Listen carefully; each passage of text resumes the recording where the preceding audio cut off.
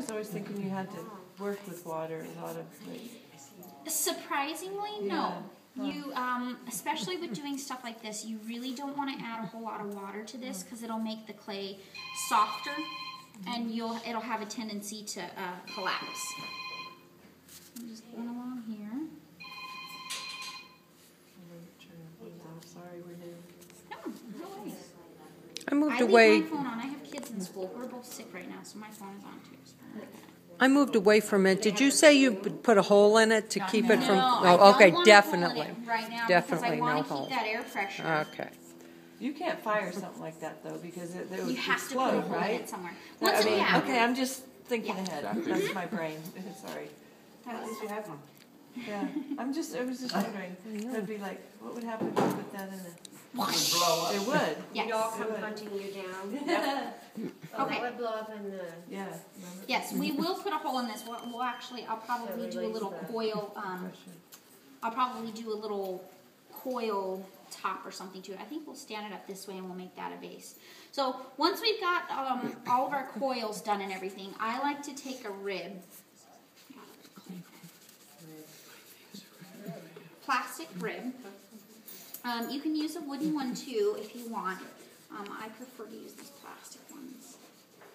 And I'm just going to smooth everything out, just so you guys can see. So I'm just trying to even out all those little marks and stuff before I start to paddle it and really start to shape it.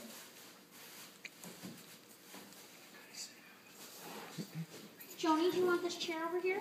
Can I move a chair over?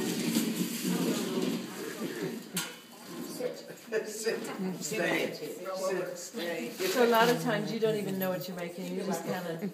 Oh, most of the time I do, but with demos I just kind of like roll with the punches.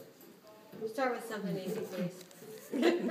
Or You guys can actually, there's a whole bunch of all these different slump molds and hump molds over there, and you start with something small. Oh, we can just like do what we want to make, whatever. Oh, my very open class. I have people who do whatever they want, and if you guys have an idea of something you want to do, also if you have an idea of a demo or something you want to see demoed, I usually take all my students' ideas and I'll do a demo for the following week if there's something you want to see.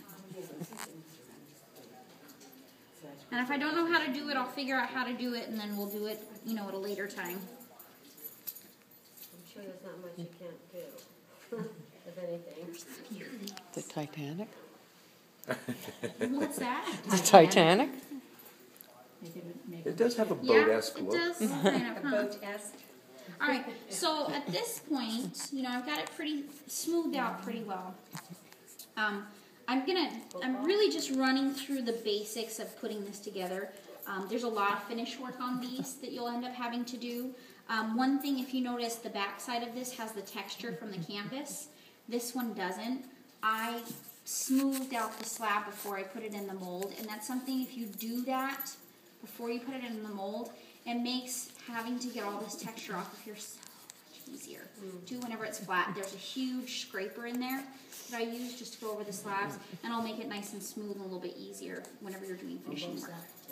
I do both sides because I don't really, sometimes you never know what you're going to end up seeing.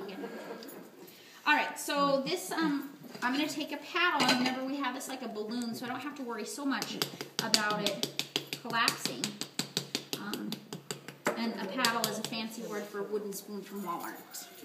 You can use some of that paddle. Yeah, I like that. This has the curve up, and then it also has this one. So if I wanted to make this indent here, I could use the back of it. But if I want to flatten out a corner,